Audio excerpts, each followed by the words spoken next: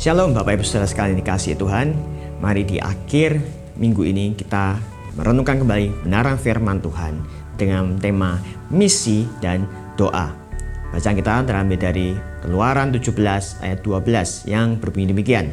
Maka penatlah tangan Musa, sebab itu mereka mengambil sebuah batu, diletakkanlah di bawahnya supaya ia duduk di atasnya. Harun dan Hur menopang kedua belah tangannya, seorang di sisi yang satu, seorang di sisi yang lain, sehingga tangannya tidak bergerak sampai matahari terbenam. Bapak Ibu saudara sekalian, tentu kita sudah tidak asing dengan kisah dalam Keluaran 17 ini. Ketika Tuhan memerintahkan bangsa Israel untuk maju memerangi orang Amalek, pasukan dipimpin oleh Yosua. Pertanyaannya, lalu apa bagian Musa? Apakah ia ikut berperang bersama Yosua? Tidak. Ia naik ke atas bukit bersama dengan Harun dan Hur.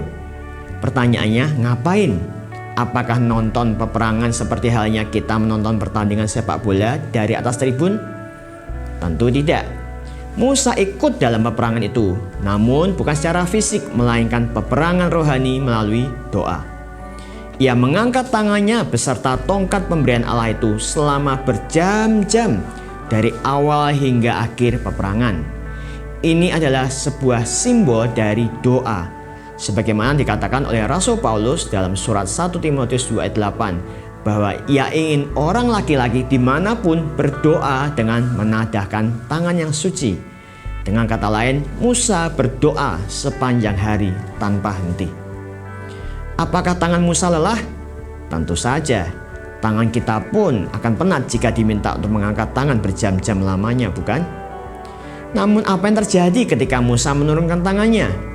Ayat 11 berkata, dan terjadilah apabila Musa mengangkat tangannya, lebih kuatlah Israel. Tetapi apabila ia menurunkan tangannya, lebih kuatlah Amalek. Itulah sebabnya Harun dan Hur membantu mengangkat tangan Musa, sehingga tangan Musa dapat tetap terangkat hingga akhir peperangan yang dimenangkan oleh Israel. Kemenangan Yosua dalam peperangan itu sepenuhnya bergantung pada kuasa Tuhan yang dimediasi melalui hambanya Musa. Kisah ini menunjukkan kepada kita betapa eratnya kaitan antara misi orang percaya dengan doa. Misi gereja tanpa doa akan berujung pada kekalahan. Gereja yang tidak berdoa hanya akan sibuk dengan berbagai aktivitas yang nampaknya rohani, namun orang-orang di dalamnya mengalami kekalahan, keletihan, dan tidak mengalami kebangunan di dalam rohani mereka. Hubungan antara doa dan tindakan Tuhan dalam hidup kita masih tetap sama, baik pada zaman Musa maupun pada masa kini. Kalau begitu, mengapa kita tidak lebih banyak berdoa? Karena doa adalah bagian tersulit dalam perjuangan. Musa menjadi lelah, begitu pula kita. Ada begitu banyak hambatan yang tak kasat mata dan penolakan-penolakan internal terhadap doa. Bagi kebanyakan dari kita lebih mudah untuk sibuk daripada berdiam diri dan berdoa. Namun agar doa yang penting itu dapat terus berlanjut, kita harus bersandar seperti Musa pada janji Tuhan dengan bantuan komunitas keliling kita.